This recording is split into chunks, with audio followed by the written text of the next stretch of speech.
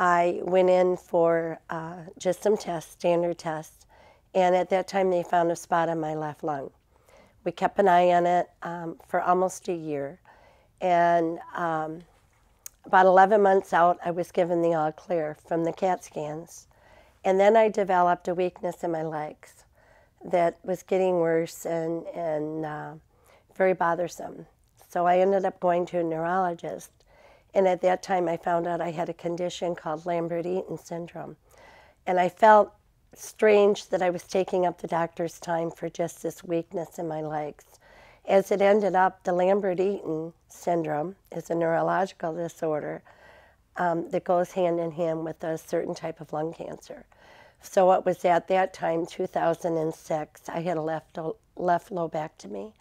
And then it was staged very early. We caught it very, very early. I was actually a stage 1A, which sometimes now is pretty much unheard of.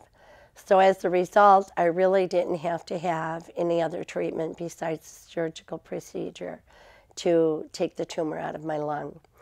I have been doing really, really well up until last November. I developed, again, this horrible weakness in my legs, and it's progressively getting worse. So right now we're looking to find out where the cancer is back. This is a precursor of the lung cancer. I just had a PET scan and a brain scan, and it hasn't showed. So it's just really going to be a wait and see for now, which is really unnerving, but with the medical field the way it is, there's plenty of hope that we're going to catch it early and things will be fine. I was in shock. I wanted to cry, I wanted to scream, and I couldn't do any of that. I had to be really brave because of the kids. I knew that they were fearful. I knew that my husband was fearful of losing me, and we really didn't know what the future held. And the amount of research that we get for lung cancer is much less than all of the other cancers. And that's not a good thing. It's not acceptable. Not in 2013, 2014. It's an unacceptable number. And the problem I think we have is the stigma that we get when we find out we have lung cancer.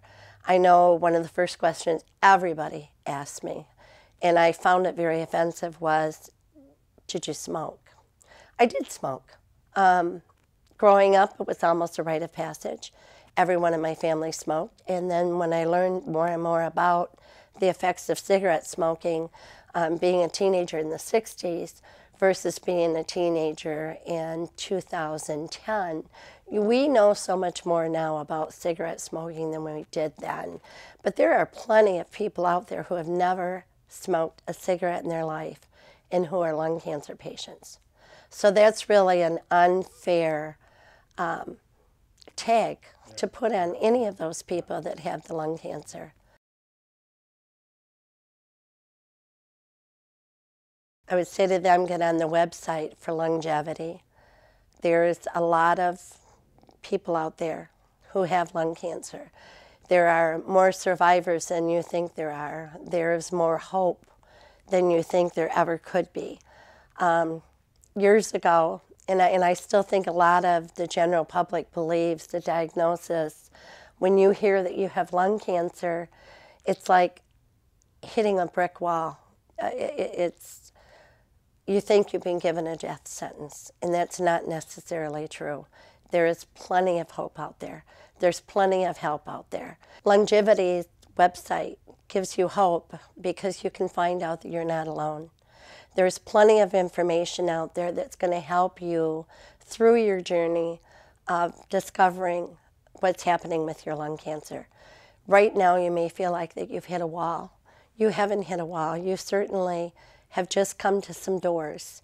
And once you go on that website and open the doors, you're going to find a wealth of information and help for your journey into lung cancer.